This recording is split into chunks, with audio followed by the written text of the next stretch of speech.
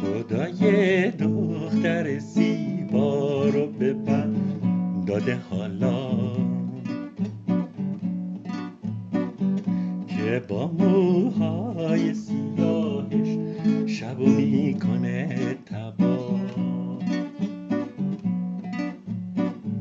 اون منو خوب بلده، حرفامو باور میکنه، ما با هم خیلی خوشیم که اینو باور میکنه. یاسمن از گل یاسم بهتره، تازه و نرم و لطیفه، خیلی خیلی دلبره.